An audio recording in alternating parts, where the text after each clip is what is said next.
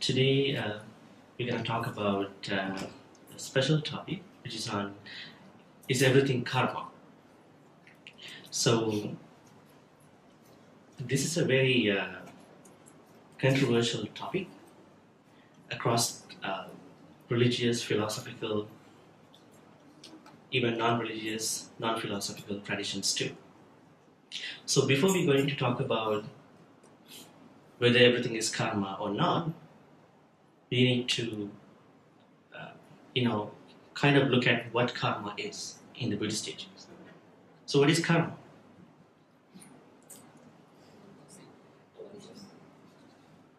Intentional actions, thoughts, and words. But somebody may argue that actions and words come from the intentional thoughts, right? But basically speaking, it is intentional when there is an intentional action, word, and a thought, and that is considered as karma in the Buddhist teachings. So that there is a higher chance for many people to misuse this concept, because somebody may run over someone by vehicle, and then when he was questioned by the law enforcement or something like that, that person may say that I was distracted, I was not intentional. So that means there is a sort of like this free pass thinking. So because karma is intentional in the teachings, there is a higher chance for many to misuse this concept. It is basically conscience of beings. So what is karma in the Buddhist teachings actually? Where do we find karma in the broader context? In order to find that place of karma, we need to take a look of some of the sutras. In one sutra, Buddha talks about karma with other contemporary, beliefs. So he was talking about three basic beliefs at that time. The first one called Issara Nimmana Hetuvada. Now, this belief is actually existing even now. That means there is someone almighty who takes care of our own karmas, and he is the one who supervises and then commands our life. So that is called Issara Nimmana Hetuvada. And then there was another belief that was there at that time, that was called, even it is existing now, Pubbekata Hetuvada. Fatalism. Fatalism means that every circumstances that we are going through in our life are direct consequences of the previous karma. Maybe in this life, maybe in the past lives. That's called Pubbekata Hetuvada, which many Buddhists also mistakenly believe this. And there was another belief that Buddha was talking about. It's called Ahetu Appacchevada. Ahetu Appacchevada means everything happens as a random thing. Yeah, ad hocly and as a random thing. Right? So Buddha says, he denies all these three beliefs. So if I am to, tell you the three beliefs that Buddha denied, Issara Nimmana Hetuvada, where Buddha describes that people had a belief that there is an almighty God, superior God, someone like that, who supervises and controls and commands future, past, present of anybody in the world, in the universe. And then this thing called Pubbekata Hetuvada, that means every experience pain, suffering, joy, or whatever happiness, they are all uh, direct results of consequences of the past karmas. There's no connection to this life karma. And then Buddha denied that too. And the last belief that Buddha was telling the people was ahetua pacheva, that everything happens as an ad hoc, random thing. And then he presented his understanding. And he said, karma is not a linear thing. It's not a set linear teaching, wherein which people misunderstand. If karma is set linear means like it is very determined, constructive thing, then where is the place for our willpower? Where is the place for our thinking? But even at that place, do not misunderstand, willpower can do everything. So we have to take a look at this messy context with the Buddhist teachings today. Now, in the first four Nikayas, the books that were actually compiled by the senior monks after the Buddha's death, there are a lot of teachings where we find the importance of willpower, importance of neutralizing the bad karma, mitigating bad karma, as well as in the Abhidhamma we find the 5 niyamas, cosmic laws, right? And that's in the Dhamma Sangani, commentary to the Dhamma Sangani, which is called Attasalini. You find 5 cosmic laws. But if we take a look at the place of willpower in the first 4 Nikayas, we find very interesting examples. There was one Brahmin who came to see the Buddha, and then he was denying by telling the Buddha, so I don't believe in thinking, willpower, decision making, diligence, and all these positive, stuff. He was actually telling the Buddha that I don't believe in any of these things. And then Buddha said, see, how prepared are you to talk about these things? So you were preparing so much before you coming home to discuss these things with me, at least to deny these things in the first place, right?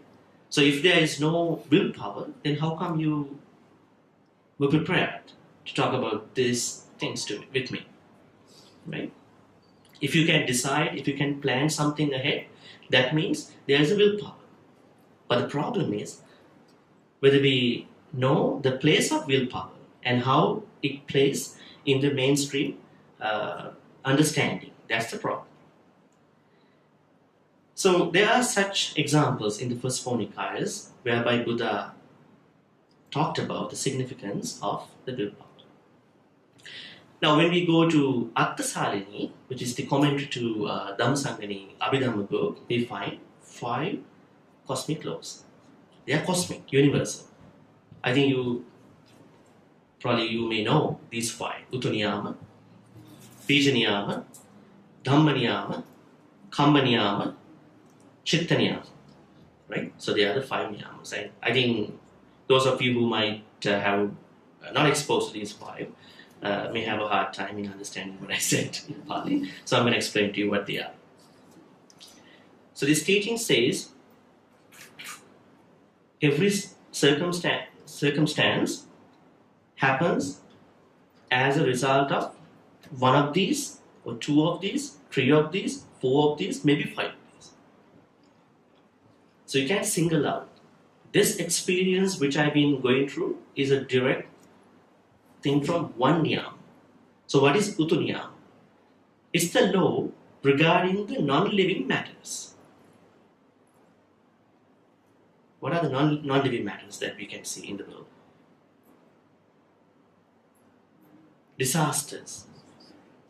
I think these days there's a tsunami happening in Indonesia. A lot of people dying, right? Sometimes even there is warning, but there are some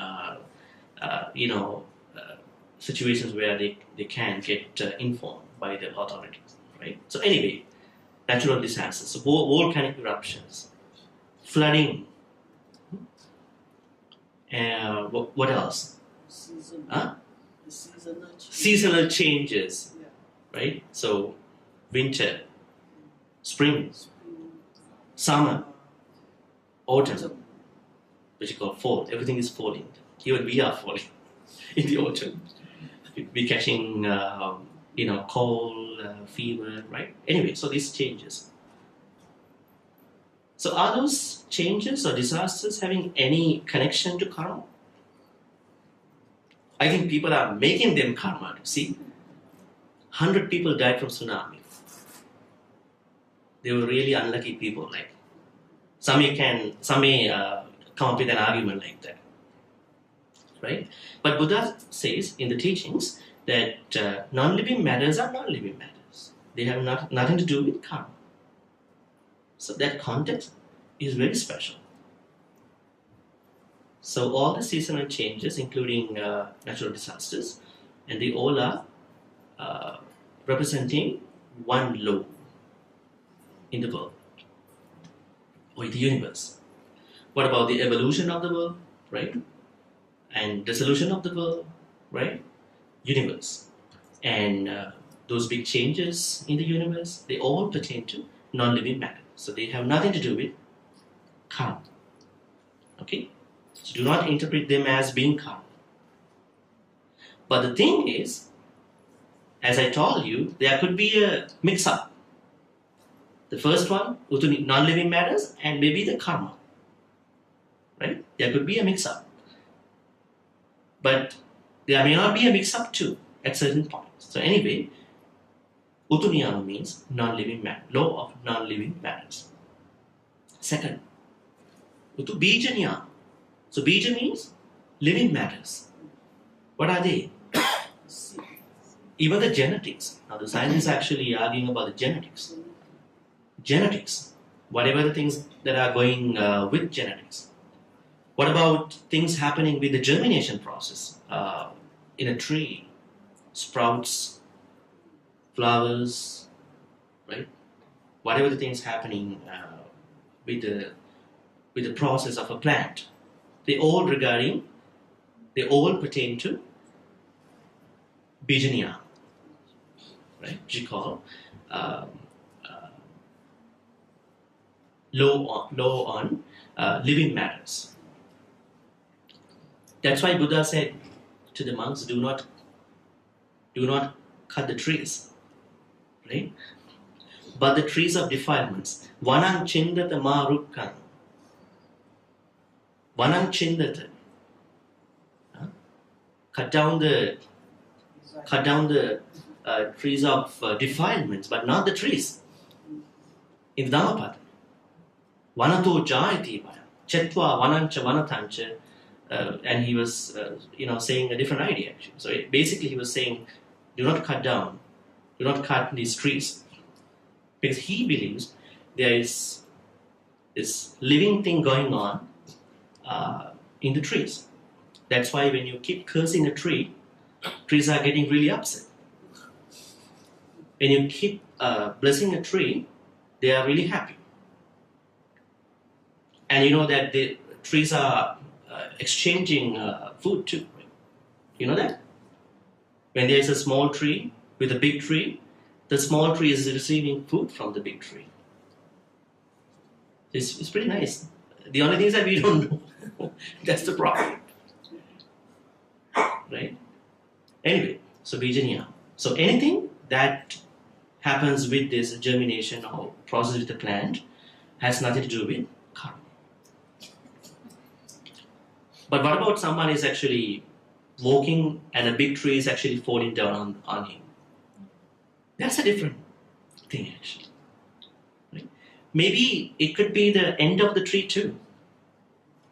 But at the same time, this individual was actually walking on the road. Maybe a mix-up of the Bijanyama plus Karmanyama. Maybe Bijanyama plus Dhammanyama too, maybe Chaitanya. Anyway, so Vijnana means law on living matters. Now we are coming to Kamaniya. See, where does Kama, play its role? Now, a lot of people think that karma is mainly decided by the particular action, thought, or word itself. But Buddha says it's not. He says, now a lot of people don't even talk about the vipaka side. So karma has to be discussed with vipaka. What is vipaka? What is karma? Karma means just the action, thought, or the word. Vipaka is the effect or the result. That's the most important thing that we should talk about. Right? So when an action or a word or a thought getting processed into a result or an effect, it has to go through with the maturation actually. When it is going through the maturation, there are a lot of things happening.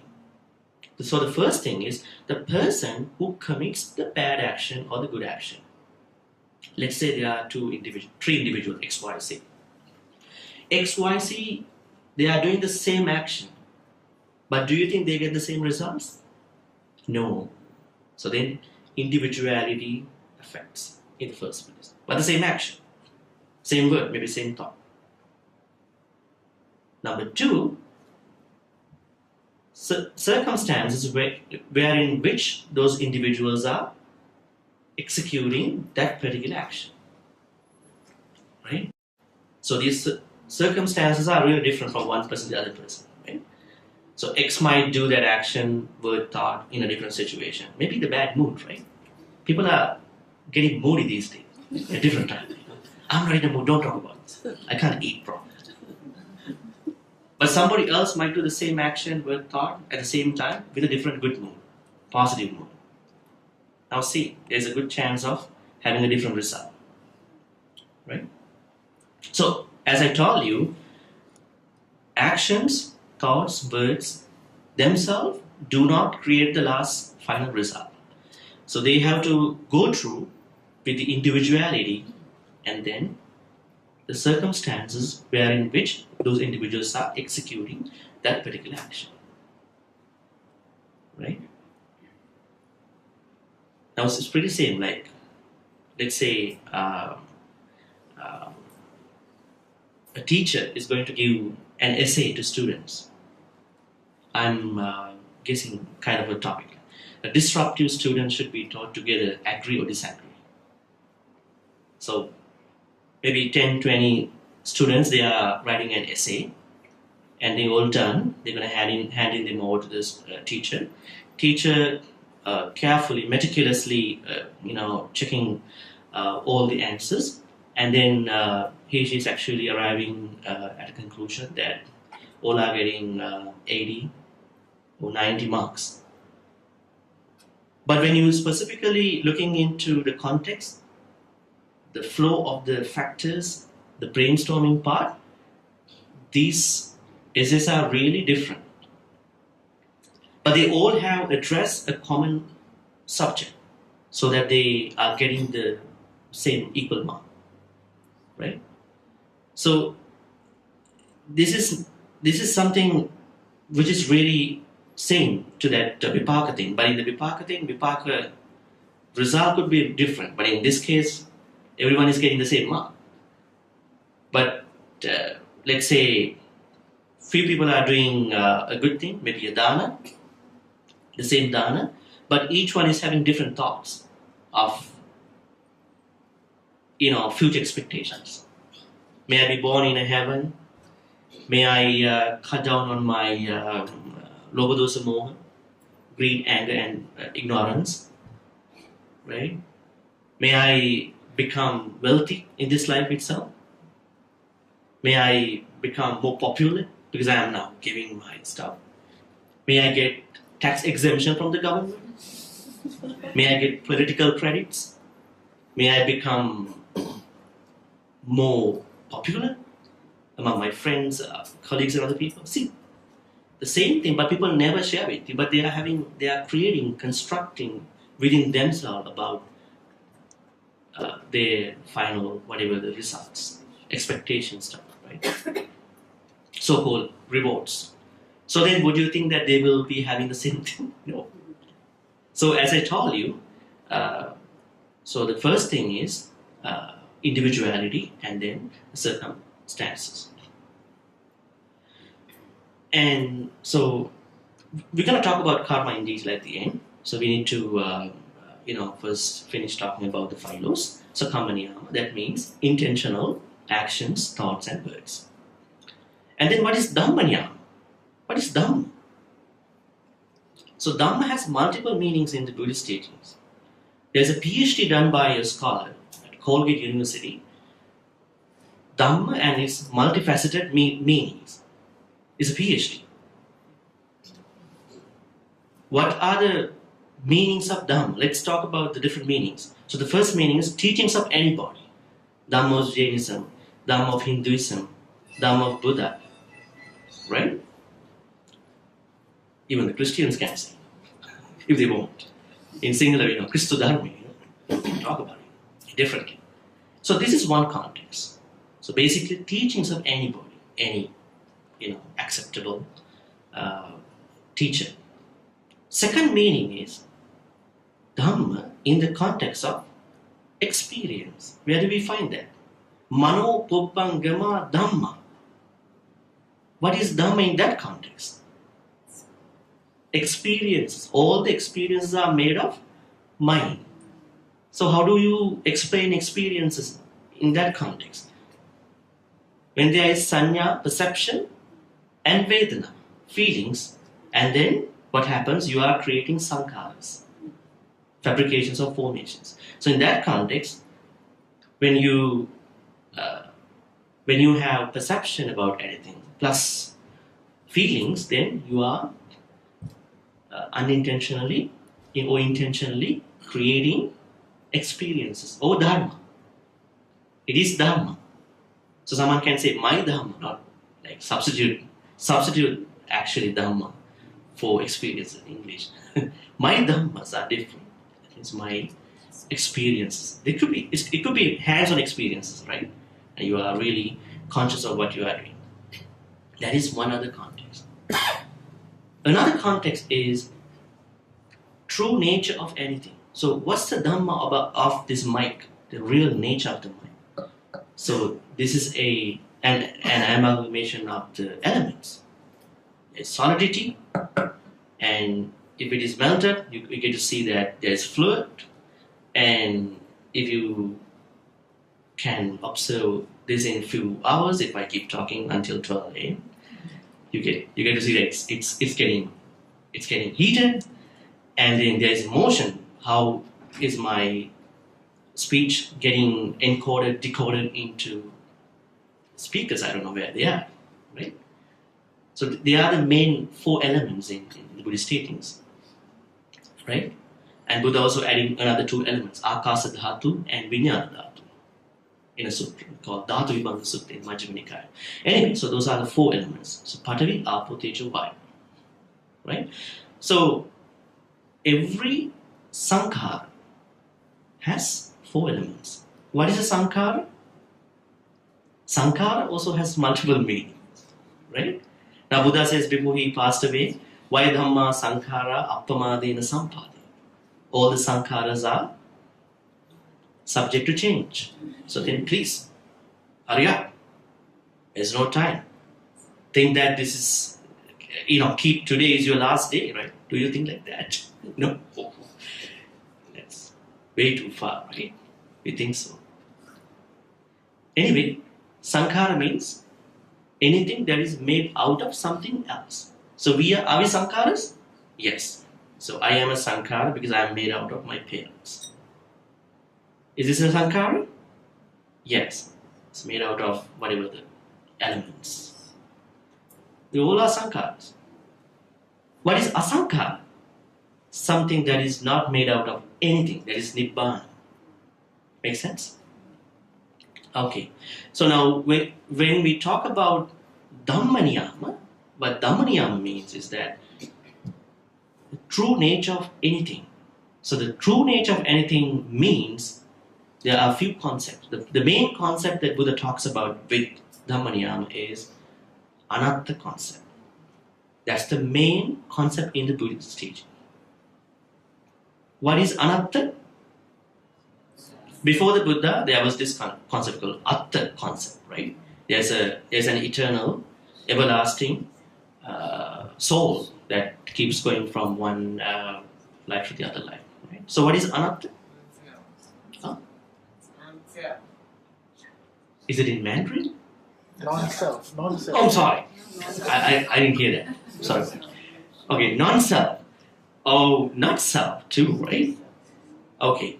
Now the problem is, how do we understand this with the conventional self? We have a self, right? Do we have a self? Conventionally. Yeah, conventionally we have a self, because if you don't think you are a self, you will not brush your teeth. You will not take care of you. You will not take care of your family, because you are there. But you know that this is just convention. But in the real sense, you know, this is not a self. We can say I mean myself, right? Ahankara, mamankara, right? So this is the true nature of anything in our life, in the universe, right? So when someone is going to die, it could be from utuniyama, non-living matters. It could be from bijaniyama, because trees have to die. We have to die one day, as a process from evolution, and it could be from karma, and it is also because it's the true nature of the life, right? It's not a very old-minded stuff, right? It's the true nature of our life. We were born, and we get to live. We get to get sick. We get to get grow positively and negatively. I don't say positively. And then we get to die one day. So that is Dhamma niyama. So true nature of anything. And the last niyama is called law on chitta, law on mind and related areas. So now in Buddhism, mind, thought, and consciousness, and these are three areas. Don't get confused with these three. Now in the Abhidhamma, we know they talk about chitta in different ways, and mano in a different context, and vijnana, which is called consciousness, in different ways. If you go to Dhammapada, Buddha talks about mind to be chitta, but in English there's an issue. What's the issue in English? They talk about one mind. In Buddhism, there are many minds.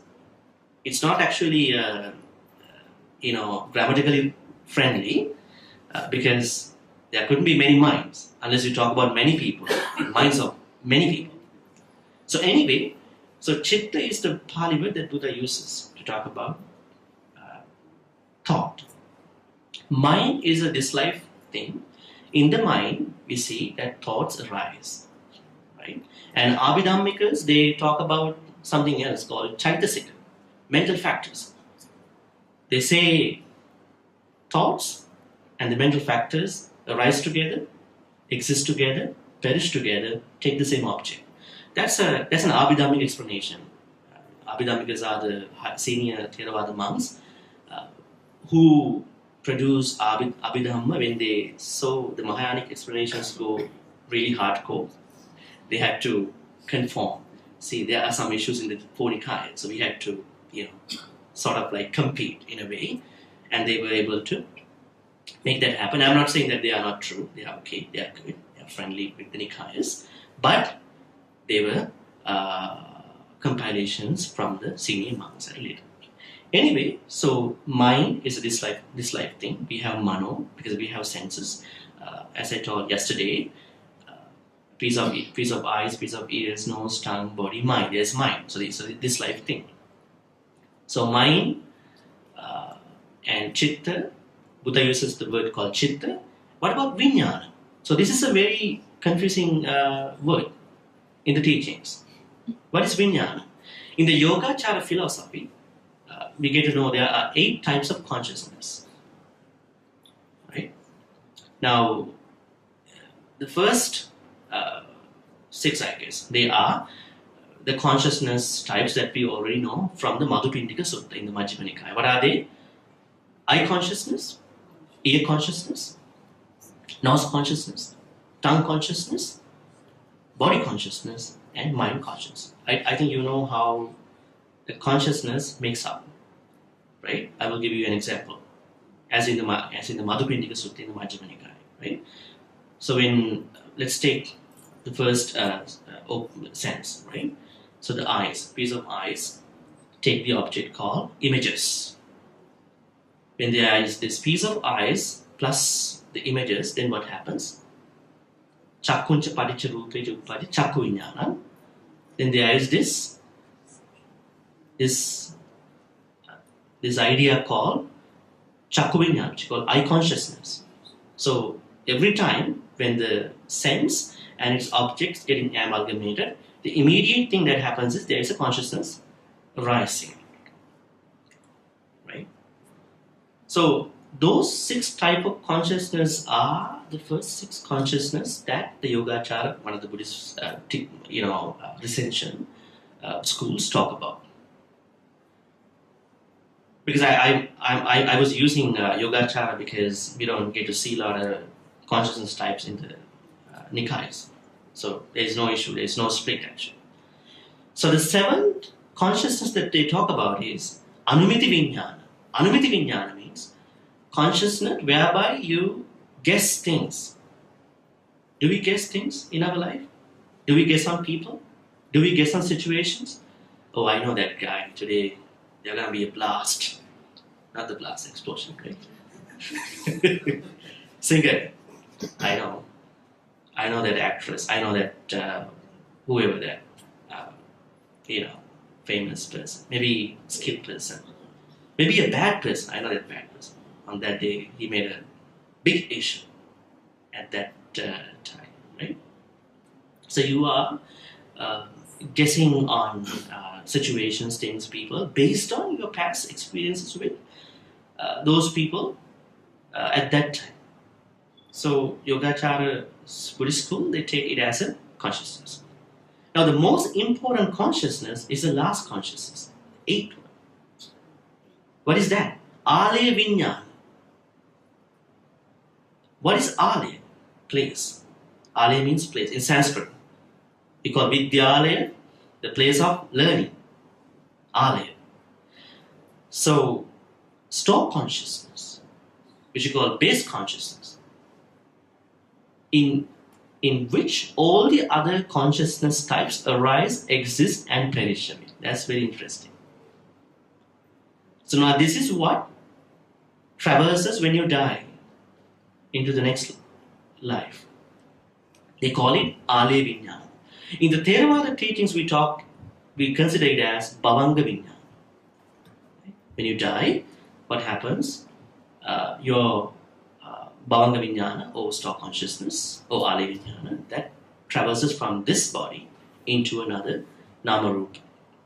So anyway, the point here is to talk about Chitta Niyama. So now you get to know mind, which is called Mano, Chitta, which means thought, and Viññāna, which means consciousness. They all are considered as whatever the changes, situations happen with all these 3 are taken as the Chitta Niyama. Now, the point that we were talking is that karma plays 1/5 of this whole circumstances. Does it make sense to all of you? Okay. Now we're going to talk about some of the teachings whereby Buddha talked about karma. Let's take one very famous sutra, Chula Karma Vibhanga Sutra. I think you all may have read about this sutra. What does it say? He was talking to a man called Subal, and then saying, okay, he was asking why, okay, he had some questions. He had, I guess, 7 questions about differences about people, individuals, beings in the world. Why there are individuals, beings who are living longer, and why some beings are not able to live longer, which is called Digayuka, Appayuka. Why there are beings who are sick all the time. They have a lot of complaints. I have this thing, that thing. I want to see the doctor. It's okay, right? But that's their true nature. Why there are some individuals who complain less, who are getting sick lesser than the other people? Why there are individuals who are very beautiful? Why some are not? Why some are well accepted, recognized everywhere where they go? Why some are not? Why some individuals are, now he was talking with the contemporary Indian context, like with the caste system. In India, it is still regarded as a big thing in their life. Why some beings are born into high caste? Why some beings are born into low caste? Why some beings are wise? Why some beings are very stupid, dull? And Buddha said, karma. Now the problem that the scholars and non-scholars made was they forgot one word in this explanation. I'm going to tell you what was that. Buddha was using ekacho ittiva purusu. And they forget about it. They translated that is making everybody generic to this explanation. So everybody who is having a longer life, they have done the same thing. Everybody who has a shorter life, they haven't done the bad things. That's pretty wrong. Buddha used the word called ekacho, some males and some females who are living longer because of this. Some males and some women who are living shorter because of this. Why I'm bringing up this at this point is, now there is a big conversation going on about karmic violence. What is karmic violence? Look at the people who are handicapped, who are having some issues, who are dying sooner than us, who don't seem beautiful in the traditional explanations, who are not that accepted, popular, who are not wise or dull, right? So then what happens with many people is that if they wrongly take this explanation, they're going to judge each circumstance from that analysis. Okay, he died from an accident because he had killed a lot of beings in the past lives. This is the issue.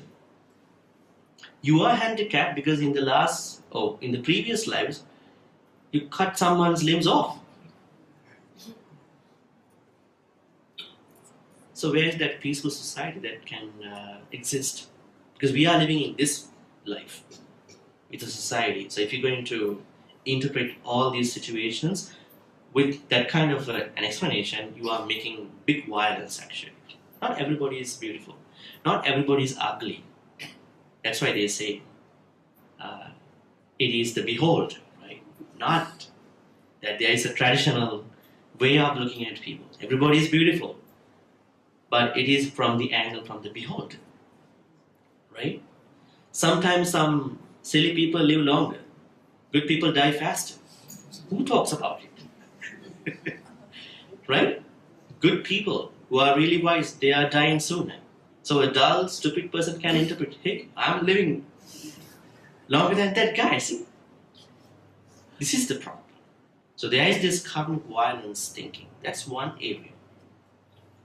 The other area is that we need to talk about karma should not be misused. It's not a free pass to kill someone. It's not a free pass to, bully someone, torture someone. For example, as I said to you, because it's an intentional thing, nobody knows. You only know what you did, so you have to be very true to yourself and very honest to yourself. So those are two, good discussions nowadays about karma. So main point in today's discussion was karma is not everything. Now I'm going to scare you a little bit with one other sutra, Maha Vibhanga Sutra.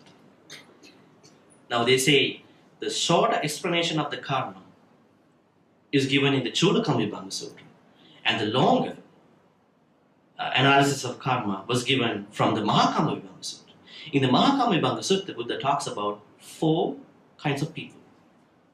Okay, who are they? The first type of people, there are people, individuals, who have done a lot of good things, but when they die, they go to bad places. Why is this? And there are the second type of people. There are bad people, very bad people. When they die, they go to good places. I think you never heard about this too, right? And the rest of the explanation is what you already know. There are good people who go to good places, and there are bad people, they go to bad people. Now you think about it, it's not linear. So karma is not linear. You can't say, I did good, I'm gonna head off to a good place. I did bad, I'm gonna go to a bad place. But good begets good, bad begets bad. Those two are still there. But it's not still inclusive. There are another two. And Buddha then explains why those two odd things happen. Because of the last moment. We call it asanna karma, right? The death proximate karma. You've been doing a lot of good things, but when you die, that moment, don't know what time. If you get upset, if you get obsessed, if you don't have the 4 establishments of mindfulness on body, mind, feelings, what else? Dhamma, mindfulness on mental elements, then what happened? You are not passing the test. So how do we get ready for that? We don't know when we die unless you having a predetermined death from a jury in countries where it is allowed. Anyway, so what we can do is that we have to treat every moment to be a preparatory moment for this thing. We have to be mindful with all these 4. So that's why Buddha says some individuals who have done good may go to a bad place. See what happened to Kosala Mallika. What happened to her? She was the one who gave the biggest dana ever for the Gautama Buddha. What happened to her? She did a bad thing, which you will find on the internet. And what happened? She was born in one of the bad places for a week. And on the 8th day, she was back to normal. See? So if karma is linear, if good begets good, then these things would have not happened. Kosala Mallika should have born in the best place. She gave the best dana. So I'm not saying to stop dana. Keep giving dana. That's not the issue in here. The issue was that bad thing popped up in her mind at the last moment. That was the problem. And also, Buddha talks about another thing with this topic. He was talking about the neutralization of bad karma, which not a lot of people would like to hear. Why? Because they don't know. What happened to Angulimala? He was ahimsaka, right? What happened to him? He was the best guy in the class, smartest guy. And the other students were really jealous about the smartness. And what they did, they fabricated. What they fabricated, looks like you don't know the background story. You know that he killed people. What they fabricated, they told the teacher, Ahimsaka, the smartest guy in the class, even though he's smart, is having an external affair with your wife. He got really mad. And then he commanded, okay, at that time, upon the completion of the school, every student has to, pay tribute to the teacher. So you're gonna give an early tribute to me. The tribute is that you're gonna give me a necklace, which has 1,000 fingers. Okay, he said, I'm ready for that. But the problem is that, and he became an arahant because Buddha intervened. He was a smart guy. He became an arahant, and then he was experiencing some pains when he was going on Pindapata. People pelted stones at him because they were really, really unforgetful about what happened with Angulimala. And then, but someone can argue, how come he was able to become an arahant? Not the good things that he did in this life, but the good things he has been doing in the past lives. Right? As we talked paramita yesterday, someone can think, okay, I'm going to be an arahant this life. It's good, but if you take a look at the, context of paramitas, we may need to do each paramita in many, many lives. Right? But that doesn't mean that you need to be discouraged. But it is what that if not, then Bodhisattva, our Bodhisattva could have been the Buddha much earlier, right? So he had to execute all the paramitas. But anyway, Venerable Angulimala could mitigate his karma. He was able to neutralize the big extent of the bad karma. There are many other examples. In one of his sutras, Buddha says, in the Lonapala Sutra in Anguttara Nikaya, he was explaining this thing, how to neutralize bad karma, with an example. What's the example? Someone is to put a small amount of salt into a glass of water. And then he was asking what would happen to the glass of water. It will be salty in a moment.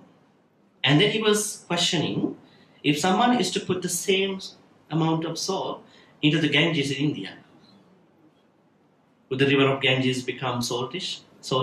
Why?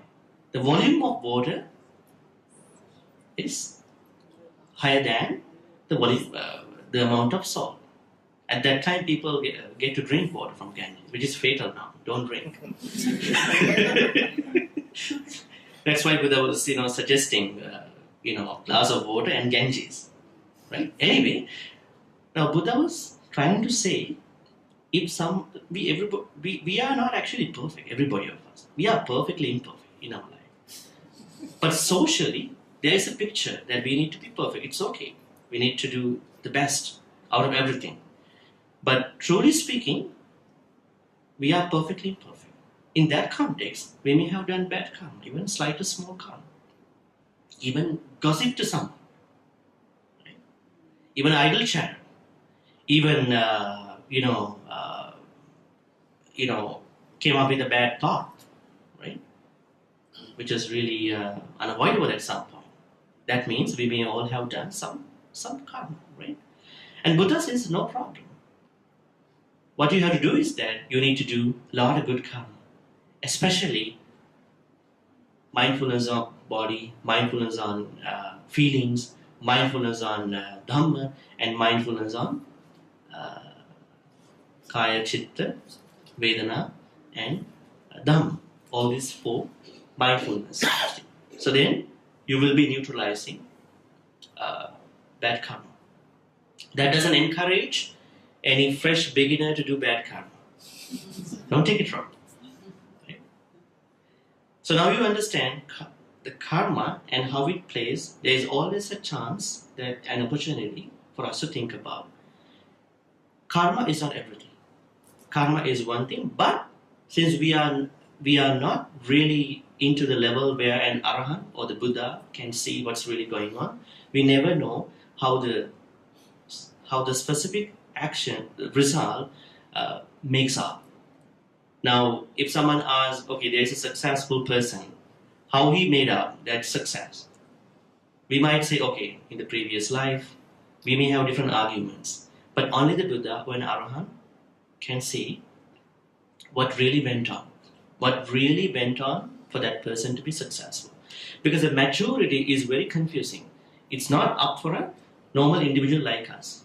So that's why don't try to come up to sudden decisions to define, interpret someone else or your circumstances, because they are really different. They are only up to that kind of a person.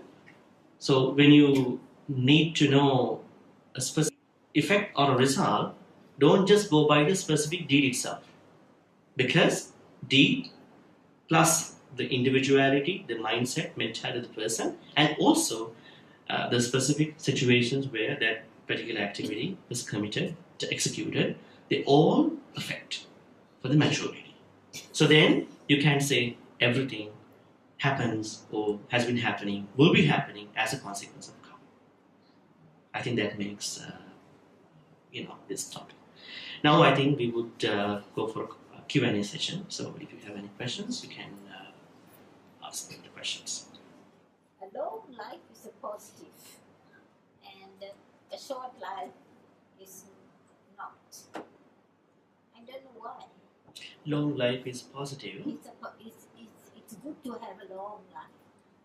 And not everybody might think the same way. No, I don't. Because I met somebody. Yeah. She doesn't like in the blessing time where you have a long life. What if I may have a long life with a lot of sufferings?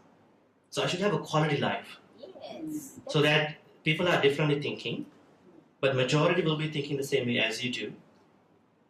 So it's good to live longer, according to some people, but some may have a different idea too. I thought, correct me if I'm wrong, that you said that too just now, that to have a long life is like a positive karma. It could be. It's not the single reason. I don't even see a long life as, it's not that it's not out of aversion or anything like that. I really have contemplated this. But now that's fine. I hope whatever I've done, all my deeds will bring me to the path again of Nibbana. Oh, that's how you think. Yeah. In that sutra, Buddha talks about why some people are living longer. Why some people are living longer. So our point was to talk about why some people are living longer. Why we should not define everybody's longevity based on karma. Because there is this teaching called 5 laws. Right? Someone can argue, I'm living in a nice country which has better standards. Right? So government takes care of us. The health or weather is so fine. Why would you not think that situation leads to that longevity too? It could be. Why not? You may argue that it could be my past karma. Yes, it could be too. So our point was to talk about these different multifaceted reasons which lead one to be like this and that. Make sense? Okay. Yeah.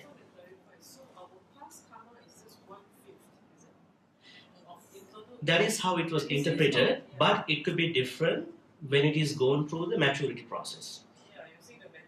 Maturity process could be having 2-3 laws, right? But Buddha simply takes it as one of the 5. But when you take the last final situation, it could be two of them, three of them, one of them. It could be just karma. It could be karma and something else. Another question is more practical side.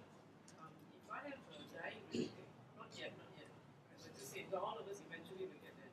If a dying relative, it's not really like practicing all this, or even following the meditation or all this foundations of mindfulness. It doesn't do all that. But I know I've tried to help the person to do more of this dana and all. And the last thought is how to help the person to remember what we do. Would that be good? Would that be the right approach or something like that? Because he doesn't do other things.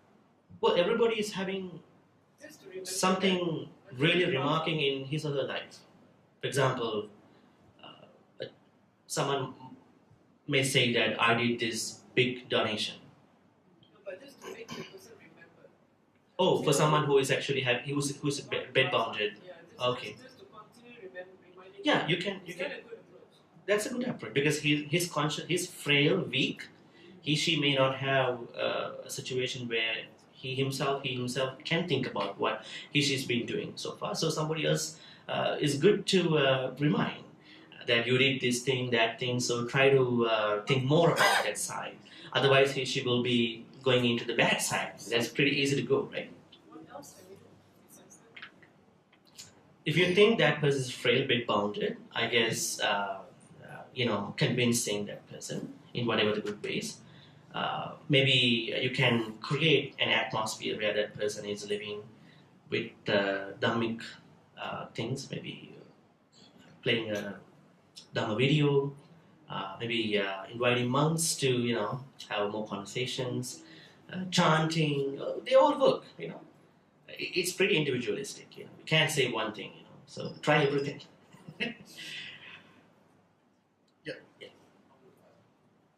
Dana, like giving to a monk and giving to a homeless person, giving to an animal.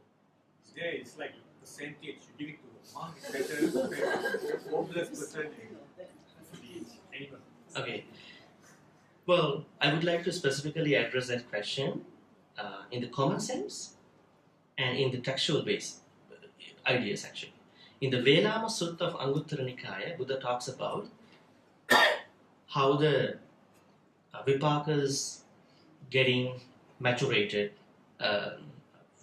from giving to different individuals. If you give food to an animal, the vipakas are coming for 100,000 years in your sansaric life. 100,000 years. That's pretty long. Animal doesn't know even, but it's coming on the way. And then non-virtuous person, a virtuous person, a sotapanna person, someone who is going on the sotapanna stream in a path, someone who's already sotapanna, or a stream someone who is going, now I'm talking about the gradual process, okay? And then at a certain point Buddha talks about offering dana to the Buddha, and then offering dana to the venerable monks, much higher than offering to the Buddha. And then practicing loving kindness for a split second takes over everything. Now, Buddha was telling this to a Brahmin. Not to tell the Brahmin, you only should practice loving kindness. Don't give money, don't give food to anybody. Right? Because we don't look for better rewards when we are getting dana, right? What we do is that, okay, there is an opportunity for me to offer dana. Yes, I should do that. Not that I'm getting this and that. But Buddha was explaining to that Brahmin, this is how it may work, but do not just look at the results of dana when you are giving that. You find each opportunity to be generous. After telling all these examples, Buddha said, make all the opportunity to be a generous person. That's how we should cultivate generosity. That could be a monk, it could be a homeless person, right? Because you may perhaps, at that time, people were not preparatory. At this time, right, people can say, okay, I'm going to this temple, offering dana to 10 monks. At that time, they were on the way. They saw a homeless person. Okay, I'm going to give whatever I have. And they get to see a mendicant monk with a bowl, alms bowl. Okay, I'm going to give food to that monk. Right? Now, when you have so many opportunities, try to, execute your generosity with all the opportunities as much as you can. But don't get lost with your money too. Because there's a huge controversy with the Vesantara story, There was a book written by a scholar, The Perfect Generosity of Prince Vesantara. Someone was arguing, how come the prince, the king, was to give the royal elephant to the people. It was a royal elephant. It was the government symbol of the people, right? So always you're going to try to find your financial stability. At the same time, trying to execute your generosity in a smarter, better way, right? So it's like, don't be too generous or less generous, and find that balance to balance out your generosity. But I don't mind if you wanted to be too generous. Give out you all the money. You're getting tax exempted receipts. Yeah.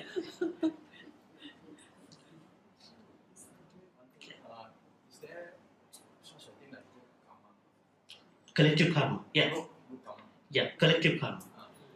Someone may argue that when there's a plane crash happened, everybody who died from plane crash may have done a collective karma. Maybe. But some may argue, yes, it could be a weather problem too, right? I remember when that flight from Argentina that was heading to Paris, there was this mental issue that had with the pilot. He went to the washroom and then asking one of the crews to take care of the co-pilot seat. And then this crew member pushed something. And then what happened? The flight dropped to the Atlantic Sea. They even couldn't locate the flight even today. So you can say the collective karmas are always happen that way. It could be a collective karma. It could be a silly decision of somebody, which happens from Chaitanya. See? Or it could be a weather problem. When they are, taking off with the bad weather, it could happen too. But there is this concept called collective or group karma. I would tell you a nice example, and then we can finalize the talk. There was an accident happened in a city where I stayed to a Sri Lankan person, family, and that person was actually met with a huge accident. She was stopping at a traffic light, and what happened? She was saying this thing. Suddenly, accelerator was pushed down, and then it smashed into a bus hole. And she was very she was having a really hard time. And one of the family members of that family was actually sharing this story with me, and I also went to see this person, and he was telling me, Hamdurgo, Bhante, we think that we may have done a very bad karma in a previous life. The nature of that bad karma was like, we think we may have run a cattle or a farm where we tortured, assaulted animals for business. That's what happening to all of us, because each of the members of that family having car accidents. And then I was questioning back with him, okay, now this family member met with an accident after 20 years. So how do you explain the time, this 20 years of time, that this person did not have an accident? She had good driving record. How do you explain that? That's why I'm saying, don't put everything to karma. Maybe this might have been a bad decision that she made. Maybe she may have did something. Maybe she may have been distracted, right? So do not paint everything with the same brush. There may be different reasons, right? So the immediate thing that everybody thinks when something bad happens, it is karma. This is really bad. That's why we have to think about, are there any mistakes I or we be making? And think about, where is our willpower? Right? So if we can really think about it, then we can avoid a lot of bad situations, circumstances, rather leaving everything to karma that you don't know. Right? Because karma, we don't know. That's why the Jain people having a lot of problems. One day when the Buddha was coming down to a place, he saw a lot of Jain followers. They were suffer themselves in that scorching sun. They were making a fire, and they were actually there to compensate for the previous karma. And Buddha asked them, okay, you guys are doing this to compensate for the past karmas. How much you have been compensating so far? How much karmas you have been compensating? That's a big problem. We don't know. And Buddha asked, how many more karmas that you guys going to compensate? That too we don't know. So if you think that you all live into karma, you like James. Buddha clearly talked about willpower. Because that is what we can do things now. Are the previous karmas in our control now? No. So then try to be very vigilant and diligent, and then get out of this negligent thinking. If there are karmas, they will happen. But if we can, take care of our mindfulness, and then we can take care of a lot of other bad karmas that would come to us. Okay, thank you. Oh, there's one question. One last question. You say the last question. Okay, since you mentioned that not everything is karma. No, I'm saying, Buddha said. Yeah. Talking about, yeah. Not everything is karma, but we know that there is such thing as karma. Yeah. Alright, There is so- such thing. How you explain that this is karma?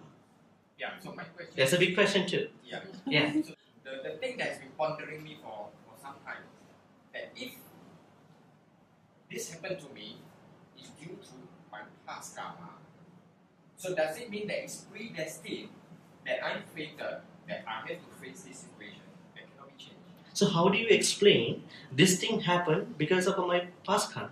I don't know. That's the problem. So how do you come up to that decision? That's what I'm saying. That's why I wait to be awakened. I think first, Understand? first what you have to do is try to find out why this happened to me in this life. Whether there was a poor decision I made, whether I went to a wrong place, whether I'm with the bad people. Right? When you don't see that there is a tangible situation that you can think, okay, this happened. I don't see any mistake, anything from my side. Then that undefined area could be karma. But still you can put them into karma. Unless there is this Arahant, Buddha, and person like that can say by looking your back, which you call Pubbe Nivasanusati Jnana. They can only say, but you can say. So try to work on your willpower and your life so that you will overcome a lot of things. Okay. Yeah. So my question is, let's say if it is really karma that is causing me to face this challenge or to get this problem. So my question is, does it mean that it is predestined, fated, and can it be changed? It can be changed. That's why I was talking about neutralization of karma. If you do more good things, you have a greater chance of mitigating, neutralizing your karma. But Lighten the karma. yeah, you can actually boost your karma, good karma. Never think of the bad karma you did in the past life. You never know what they are, or good karmas too. So always you try to work out your good karmas, improve every day. Let's say you giving dana to 2 months, you're gonna improve that to 4 months, 6, 7, 8 months. You've been giving $1,000, you're gonna give $3,000. And you've been volunteering 3 hours, you're gonna actually improve it to 8, 9 hours. If you can. See? There are a lot of other ways to improve. Welcome. Okay. 9:30, so I think we've come to the end of this evening's Dhamma sharing. It's our bad karma.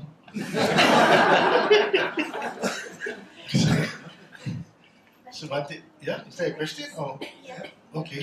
Actually, it's about yesterday's talk and today's talk. Yesterday, you talked about wisdom as one of the 10 paramitas. And in wisdom, you have the 3 laws of the Tilakana: anatta, dukkha, anicca. Anicca, dukkha, Anicca, anatta. dukkha. Yeah. So the 3 today. But here today, and is that really wisdom, or are they the laws of nature which allows you to develop wisdom? That's question number 1. And number 2, today you talked about in Chitta Niyama, you talked about Mano, the mind, and Chitta, the thought. So those are really the laws of the Chitta Niyama. And I mean, I get confused with the word wisdom being used in yesterday's context and today's context, where the mind and the thought are concerned. Did we talk about wisdom today?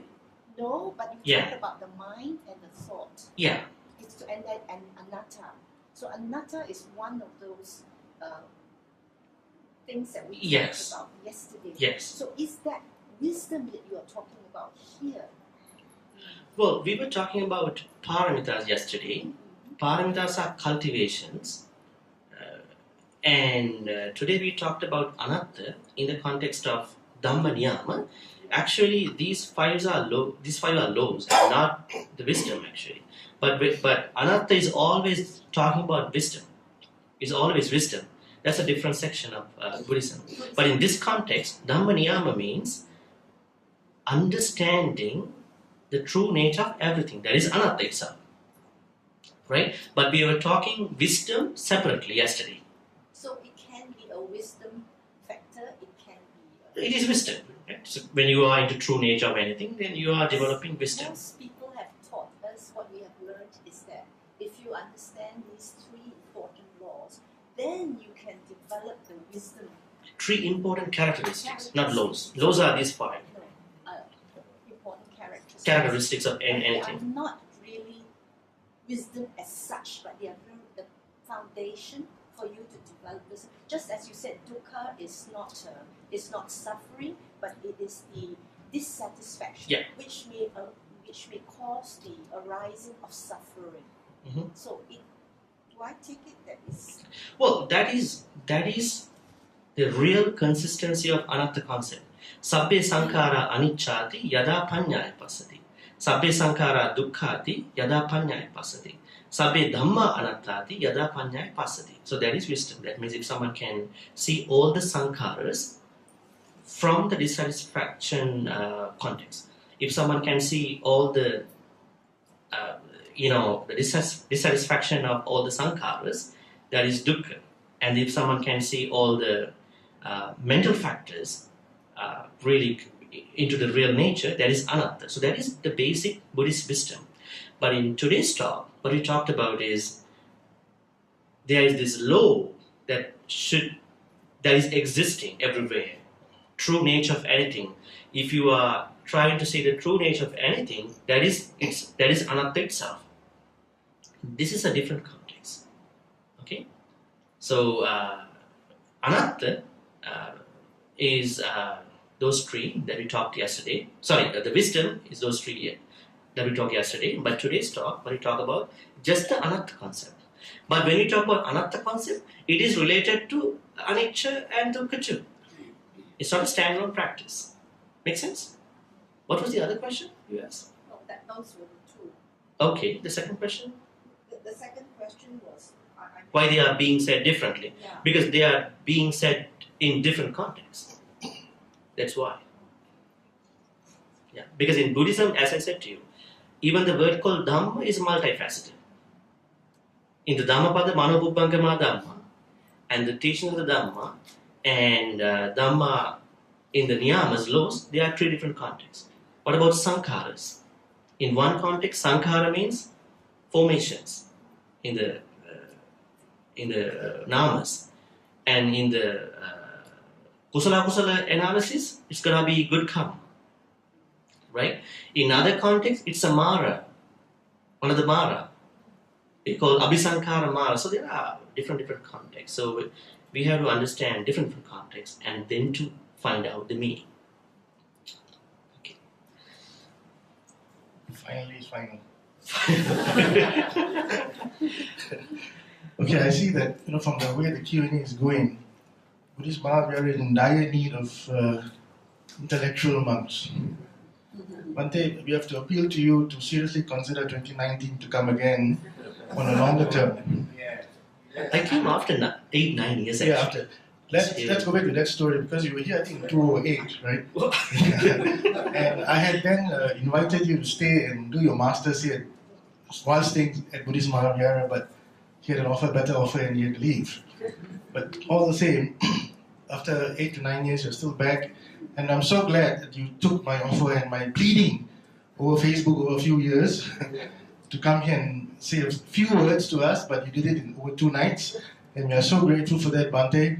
And I hope, and I sincerely plead with you, please consider seriously to come on the longer term, not on the short term, at least a month and a half if you can. We shall discuss the terms, but I'm serious about it because I see the thirst for knowledge, and there's right now, ever since Bhante Punjaji has passed on, we have this little gap that needs filling. And I've tried my best in the terms of the Dhamma series to bring monks of some repute and some intellect to Buddhist Maha Vihara so that we can have this intellectual discourse and let everybody, have a wider perspective to Buddhism, not just what Bhante Punjaji was just talking about all the time. But now you get to at the last few weeks, I think we noticed you get different speakers with different perspectives, and I think that's why we need this kind of intellectual discourse. And I think, Bhante, you're one of them that we should seriously consider if you can. I'm sure they all agree. Yeah. Seriously consider if you have time. We can discuss this. And thank you, Bhante, for taking time off. I know you're busy. He's just coming from the tour of UK the last few weeks ago. 30 days, actually. Yeah, last 30 days he was in England, Scotland, Ireland, Wales, France. Now he's here, and I think he's going to Sri Lanka after this, right? Yeah. Yeah. Okay, Then back to Canada. Yeah. So he's on a flying visit. That's why we need 2 nights. So even though you're so busy and traveling, but please do consider Buddhist Maha Vihara as a second home. Okay. I'll think about it, but I have a big, time constraint situation. Yeah, I understand. But, understand. Yeah, we'll Let's block out something and see how we can do this. You want to work it out? Yeah. Okay, Bhante, thank you so much. I think we're all very grateful for you to take your time off, and we are really awakened by the last 2 nights discourse. And I would like to invite. Share that. Yeah? No, I just like to invite Bhante Sri Dhamma to just hand the prayer on behalf of all the devotees. Of a small little gift. Present. Yeah. On behalf of the Buddhist community here in Buddhist Maha Vihara. Bhante.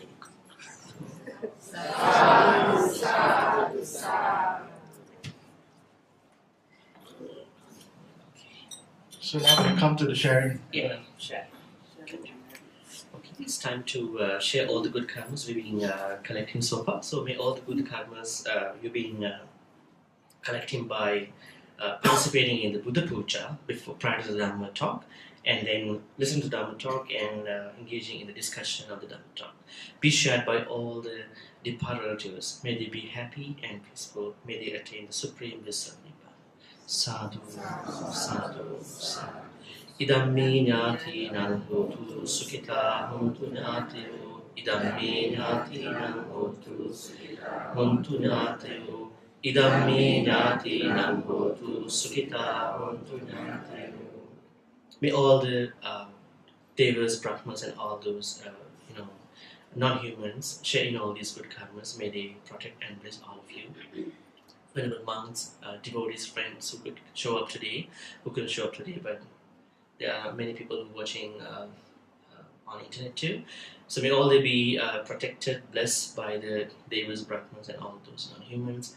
May they protect and bless for quality life, good health, education, career, and all the prosperity. May they all be happy, and at the same time, may they attain the supreme bliss of Nibbana. So keep sadhu, sadhu, sadhu, sadhu. Ittavata cha amhehi sampatang punya sampadang sabbe deva. Sabba sampatti siddhya ittavata cha amhehi sampatang punya. Sabbe bhuta anumodantu sabba sampatti siddhya ittavata cha amhehi sampatang punya sampadang. Sabbe satta anumodantu sabba sampatti siddhya. Finally, let's make a great wish. May all the good karmas we've been having so far help all of us to attain the supreme bliss of Nibbana. Sadhu, sadhu, sadhu. Abhivadana silisse nichang baddha pachayino chattaru dhamma baddhanti ayuvanno sukham balang ayuvarogya sampatti sakka sampatti mevacha ato nibbana sampatti iminati samimjatu. Sadhu, sadhu. Good night, everybody.